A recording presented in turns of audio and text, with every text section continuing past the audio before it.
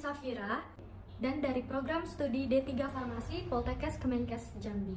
Di sini saya akan mengedukasi terkait penyakit malaria yang biasanya menjangkit masyarakat sekitar kita. Malaria merupakan suatu penyakit yang disebabkan oleh infeksi parasit yang ditularkan oleh gigitan nyamuk, terutama nyamuk Anopheles. Penyakit malaria terbagi menjadi dua, yaitu penyakit malaria biasa dan penyakit malaria berat.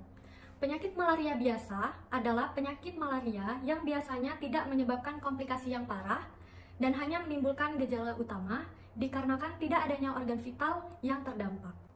Sedangkan penyakit malaria berat merupakan komplikasi dari jenis biasa apabila tidak segera ditangani.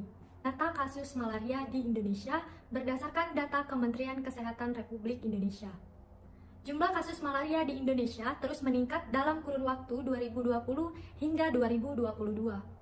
Dari 254.055 kasus di tahun 2020 menjadi 443.530 kasus di tahun 2022.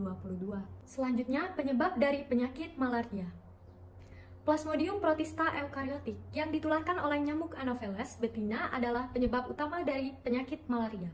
Di dalam tubuh manusia, parasit ini bersembunyi dan berkembang biak di dalam hati ataupun liver, kemudian menginfeksi sel darah merah sehingga menyebabkan gejala seperti demam dan sakit kepala, yang mana pada kasus yang parah akan mengarah ke koma atau tidak sadarkan diri hingga kematian. Lalu, bagaimana sih upaya kita sebagai masyarakat untuk mencegah penyakit malaria? Menurut anjuran Kemenkes RI, beberapa upaya untuk mencegah malaria adalah yang pertama, membersihkan lingkungan dengan air mengalir, serta jangan lupa untuk membersihkan peralatan rumah tangga secara rutin.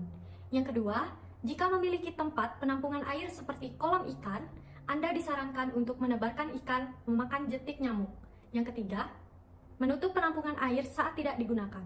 Yang keempat, menggunakan obat anti nyamuk dan kelambu saat tidur untuk menghindari gigitan nyamuk. Yang kelima, menghindari aktivitas di dekat perairan saat malam karena nyamuk malaria lebih aktif di malam hari. Pengobatan jika teman-teman dan masyarakat sekitar kita telah terjangkit oleh penyakit malaria, yaitu dengan terapi kombinasi berbasis artemisinin atau artemisinin based combination therapy atau ACT. ACT adalah pengobatan malaria yang disarankan oleh Kementerian Kesehatan Indonesia dan WHO. ACT merupakan kombinasi dari dua atau lebih obat yang bekerja melawan parasit malaria melalui cara yang berbeda, misalnya artemether lumefantrine atau Coartem dan artesunate mefloquine. Baiklah, demikian yang dapat saya sampaikan. Saya harap teman-teman dan masyarakat dapat teredukasi oleh apa yang saya sampaikan terkait dengan penyakit malaria dan lebih aware ke depannya tentang penyakit ini. Lebih dan kurang saya mohon maaf. Saya ucapkan terima kasih dan wassalamualaikum warahmatullahi wabarakatuh.